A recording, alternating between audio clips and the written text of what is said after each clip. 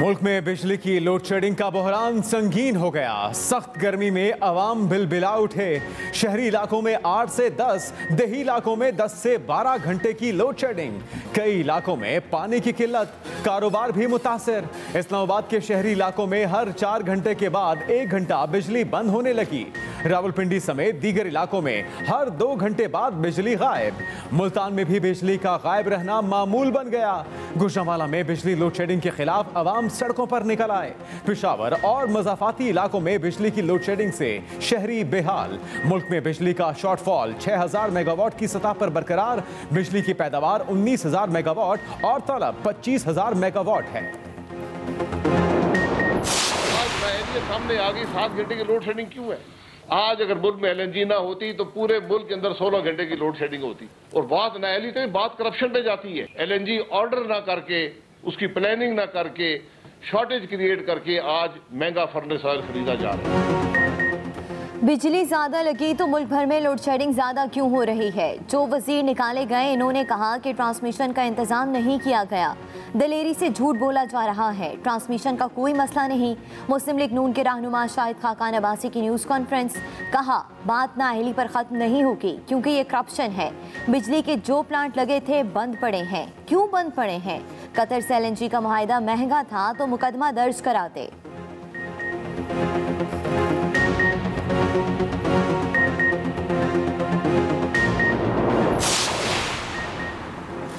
पीर तक बिजली और गैस की कमी दूर कर ली जाएगी। कल तक एलएनजी की 70% फराहमी बहाल हो जाएगी। वज़ीर तवानाई हमाद अजहर की न्यूज़ कॉन्फ्रेंस। कहा जहाज की तब्दीली का काम बुध 30 जून को कामयाबी से मुकम्मल कर लिया गया। एलएनजी की 40% फराहमी शेड्यूल से 2 रोज़ पहले ही शुरू हो चुकी।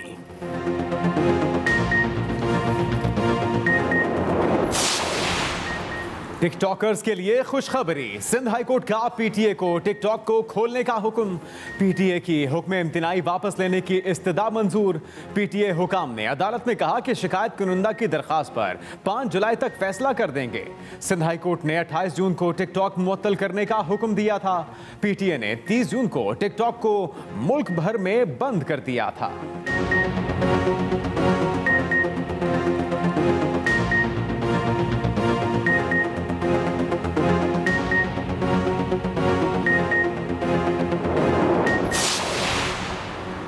वफाकी वज़ीर इत्तलात फवाद चौधरी कहते हैं खुशी है कि सिंध हाई कोर्ट ने टिकटॉक पर पाबंदी का फैसला वापस ले लिया है।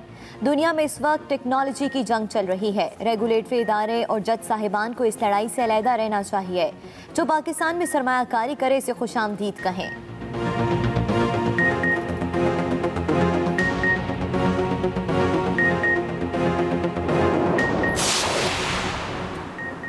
कौमी सलामती कमेटी इजलास में अगर वज़ीर-ए-आज़म होते तो अच्छा होता। कहा गया अपोजिशन ने वज़ीर-ए-आज़म के ना आने की शर्त रखी थी। पीपल्स पार्टी ने ऐसी कोई शर्त नहीं रखी थी। वज़ीर आला सिंध की कराची में न्यूज़ कॉन्फ्रेंस। कहा वज़ीर-ए-आज़म अब कहते हैं कि कम्युनिस्ट पार्टी का निज़ाम बेहतर है। कभी रियासत मदीना की बात करते हैं, कभी कहते हैं जमहूरियत में एहतसाब होता है। 3 मुख्तलिफ निज़ाम एक ही जहन में होना अजीब है। वज़ीर-ए-आज़म को समझ नहीं आ रही कि कौन सा निज़ाम अच्छा है। 73 का आइन वाज़े है कि मुल्क में कौन सा निज़ाम होना है।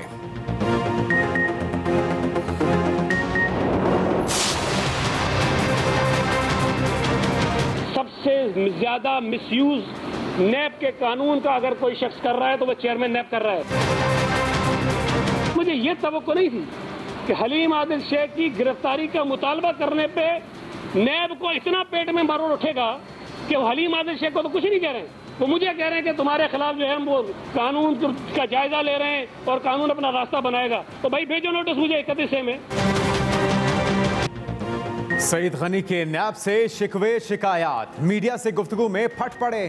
कहा चेयरमैन नैब कानून का गलत इस्तेमाल कर रहे हैं। नैब हुकूमती इशारों पर काम कर रहा है। चेयरमैन नैब हुकूमत वक्त के हाथों ब्लैकमेल हो रहे हैं। नैब ने कहा कि मेरे बयान का जायजा लिया जा रहा है। नैब की प्रेस रिलीज से तासुर मिला कि मैंने तौहीन की। हलीम आदिल शेख की गिरफ्तारी पर नैब के पेट में मरोड़ उठ रहे हैं। चैलेंज करता हूं ये नोटिस भेजें, इनके कारनामे बताऊंगा।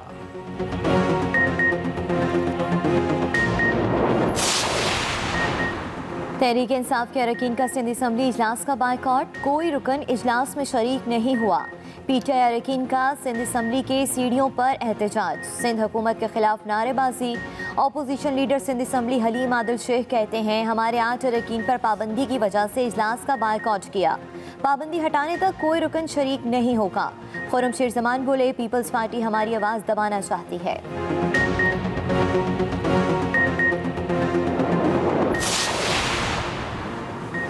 बैरून मुल्क पाकिस्तानी मुल्क का बेश कीमत असासा है। बैरून मुल्क से भेजी जाने वाली तरसीलात ज़र का मईशत के इस्तेहकाम में कलीदी किरदार है। वज़ीर-ए-आज़म इमरान खान की मुल्की तरसीलात ज़र में इजाफे से मुतालिक इजलास में गुफ्तगू। वज़ीर-ए-आज़म की ओवरसीज़ पाकिस्तानियों को तरसीलात ज़र के ज़िमन में मज़ीद मराद फ्राहम करने पर गौर करने की हिदायत। दूसरी तरफ वज़ीर-ए-आज़म की तारीखी टैक्स आदाफ हासिल करने पर FBR को मुबारकबाद।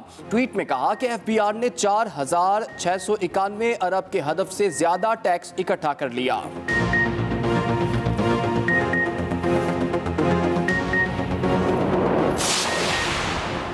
साबिक हुक्मरानों की बदउनवानियां बेनकाब हो चुकी। आज़ाद कश्मीर में तहरीक इंसाफ भारी अक्सरियत से कामयाब होगी।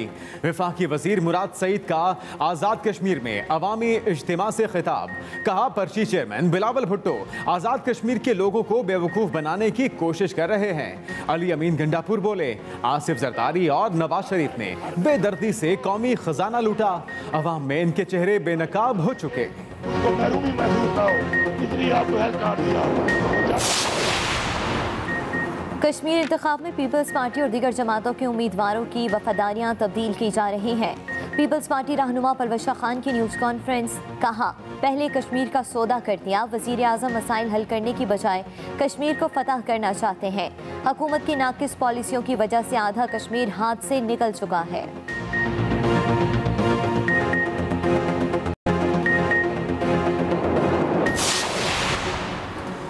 वज़ीर आला पंजाब उस्मान बुज़दार कहते हैं कि अवाम करप्शन का खात्मा और बदउनवान अनासर का कड़ा एहतसाब चाहते हैं। अवाम चाहते हैं मुल्क लूटने वालों को इबरत का निशान बना दिया जाए। मुल्क को लूटने वाले अंजाम से नहीं बच सकेंगे। करप्ट अनासर ने मुल्क व कौम को नाकाबिले तलाफी नुकसान पहुँचाया।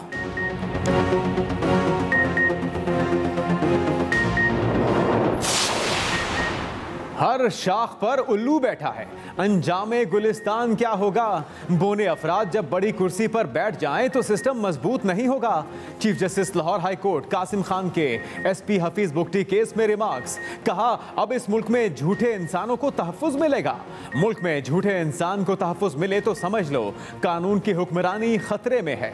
IG पंजाब तैनाती का केस नए चीफ जस्टिस को भिजवा दिया गया। चीफ जस्टिस मोहम्मद कासिम खान ने आखिरी मुकदमे की समाअत मुकम्मल कर ली। वज़ीर आला पंजाब के प्रिंसिपल सेक्रेटरी नैब के रडार पर। नैब ने प्रिंसिपल सेक्रेटरी ताहिर खुर्शीद के खिलाफ तहकीकात का आगाज़ कर दिया। 8 जुलाई को ज़ाती हैसियत में तलब कर लिया गया।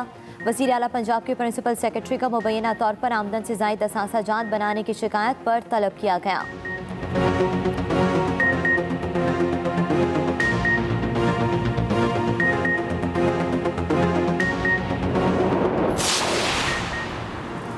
बलोचिस्तान असम्बली के अपोजिशन रहनुमाओं का थाने में 12वें रोज़ भी धरना जारी। FIR में नामजद अरकान के नाम वापस लेने के बावजूद भी अपोजिशन अपने मौक़िफ़ पर कायम।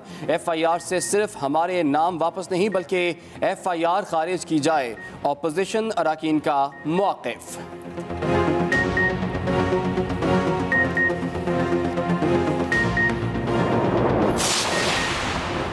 कोरोना वैक्सीन ढूंढने वाले मत हो परेशान, मजीद खेप आन पहुंची। मॉडर्ना वैक्सीन की 25 लाख खुराकों पर मुश्तमिल खेप इस्लामाबाद पहुंच गई। दूसरी तरफ मुल्क भर में एक रोज में मुहलिक वबा मजीद 24 जाने ले गई। 24 घंटों में 1277 नए केसेस रिपोर्ट। दूसरी तरफ सऊदी अरब से पाकिस्तान आने वाले 19 मुसाफिरों में कोरोना वायरस की तस्दीक। मुसाफिरों को करंतना के लिए अस्पताल मुंतकिल कर दिया गया।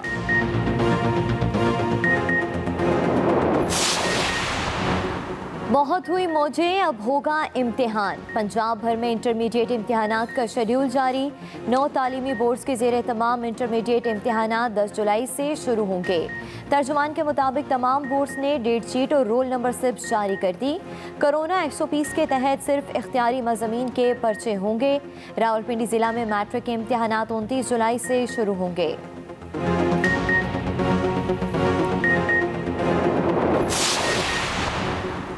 हक महर में लिखी हर चीज़ शौहर बीवी को देने का पाबंद। लाहौर हाईकोर्ट ने कानूनी नुक्ता तय कर दिया।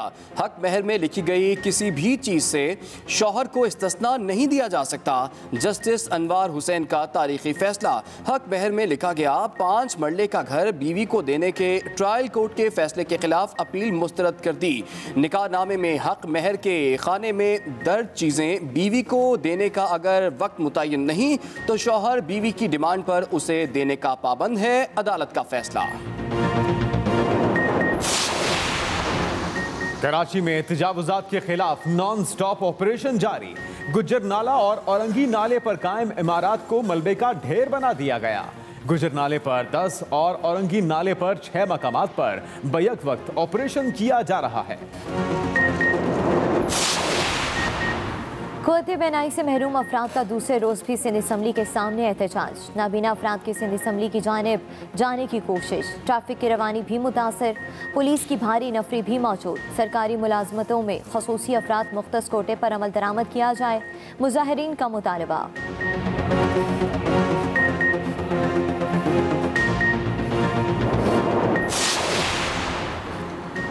वज़ीर मुमलिकत फ़ारूक हबीब ने कहा कि खेलों के फ़रोग़ के लिए जामे मनसूबाबंदी कर रहे हैं। कोशिश है खेलों और मुस्बत सरगर्मियों को फ़रोग़ दिया जाए। मुआविन ख़ुसूसी शहबाज गिल ने तकरीब से खिताब में कहा कि मुल्क में खेलों के कल्चर को फ़रोग़ देने की ज़रूरत है।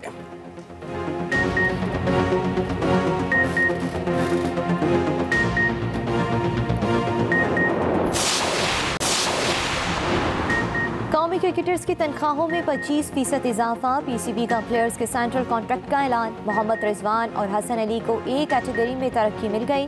9 क्रिकेटर्स सेंट्रल कॉन्ट्रैक्ट की फहरिस्त से बाहर। मोहम्मद हफीज़, हमाद वसीम, मोहम्मद अब्बास, असद शफीक, हारिस सुहेल, इफ्तिखार अहमद, नसीम शाह, शान मसूद और उस्मान चनवारी, हैदर अली को कॉन्ट्रैक्ट नहीं दिया गया। इमर्जिंग कैटेगरी में इमरान बर, शाहनवाज सानी, उस्मान कादिर शामिल। हारिस रऊफ और मोहम्मद हसनैन की इमर्जिंग से C कैटेगरी में तरक्की हुई।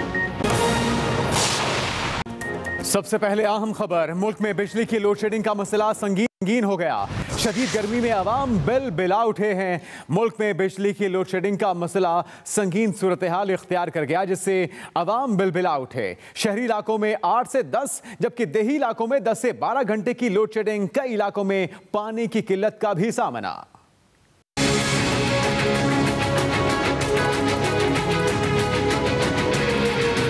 मुल्क भर में बिजली का शॉर्टफॉल 6000 मेगावाट की सतह पर बरकरार। पावर डिवीजन के मुताबिक बिजली की मजमूई पैदावार 19,000 जबकि तलब 25,000 मेगावाट है। पन बिजली के जरिए 4,000 और सरकारी थर्मल पावर प्लांट 2,000 मेगावाट बिजली पैदा कर रहे हैं, जबकि निजी शोबे के बिजली घरों की पैदावार 13,000 मेगावाट है। इस्लामाबाद और रावलपिंडी में लोड शेडिंग ने शहरियों का जीना महाल कर दिया। शहरी इलाकों में हर 4 घंटे के बाद 1 घंटा बिजली बंद की जा रही है। लोड शेडिंग से मुस्तस्ना इलाकों में भी बिजली की बंदिश जारी है। बार बार लोड शेडिंग हो रही है, बंदा सुकून से सो भी नहीं पाता। 24 हर्ट्ज में से 12 घंटे इन्होंने लोड शेडिंग शुरू की है। पेशावर और गिरदोनवा में बिजली की तवील लोड शेडिंग ने शहरियों की चीखें निकलवा दी। शहरी इलाकों में 8 से 10 और देही इलाकों में 10 से 12 घंटे लोड शेडिंग की जा रही है। तर्जुमान पेस्को के मुताबिक गैस बहरान, पानी के बहाव में कमी और गर्मी के बायस बिजली की तरसील मुतासिर हुई। ये दिन में 10 घंटे 8 घंटे ये लोड शेडिंग हो रही है। रात को 2 बजे जली जाती है। नींद से उठ के बच्चों को पंखे मारते हैं। पानी है ना गैस है, लोग परेशान हो। दूसरी तरफ लेस्को रीजन में बिजली की फराहमी में बेहतरी से लोड मैनेजमेंट में कमी आई है। लाहौर में शॉर्टफॉल कम होकर 200 मेगावाट रह गया है। नालायक और करप्ट हुकूमत का बोझ अवाम को बर्दाश्त करना पड़ रहा है। हुकूमत बताए कि मुल्क भर में लोड शेडिंग क्यों हो रही है। मुस्लिम लीग नून के रहनुमा शाहिद खखान अब्बासी की न्यूज़ कॉन्फ्रेंस, जिसमें उन्होंने कहा कि नाअहल हैं, अपनी नाअहली की वजह से महंगी LNG खरीद रहे हैं। आज नाअहलियत सामने आ गई। 7 घंटे की लोड शेडिंग क्यों है?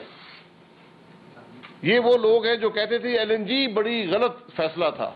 आज अगर मुल्क में LNG ना होती तो पूरे मुल्क के अंदर 16 घंटे की लोड शेडिंग होती। और बात नाअहली तो बात करप्शन पे जाती है। 2018 में काबीना का फैसला था कि पाकिस्तान अब फर्नेस ऑयल इंपोर्ट नहीं करेगा, उसकी जरूरत नहीं है। आज LNG की शॉर्टेज क्रिएट करके, LNG ऑर्डर ना करके, उसकी प्लानिंग ना करके, शॉर्टेज क्रिएट करके आज महंगा फर्नेस ऑयल खरीदा जा रहा है। कल तक LNG की 70% फराहमी बहाल हो जाएगी। वज़ीर तवानाई हमाद अज़हर की न्यूज़ कॉन्फ्रेंस। कहा LNG की 40% फराहमी शेड्यूल से 2 दिन पहले ही शुरू हो चुकी है। 40% RLNG की सप्लाई जो है वो सिस्टम में रिस्टोर हो चुकी है। ये 2 दिन पहले हुई है और इंशाअल्लाह ताला हमारा टारगेट है कि कल 70% तक हम RLNG की सप्लाई जो है वो रिस्टोर कर चुके होंगे सिस्टम में।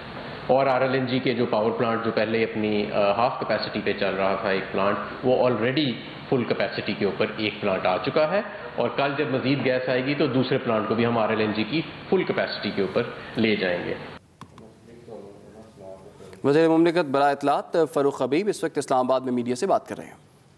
पर मुकम्मल हो चुका, बहुत सारे आपके सहाफ़ी वहाँ पर मौजूद थे जो यहाँ भी मौजूद है, उन्होंने उसकी तामीर के काम को तेज़ी से देखा।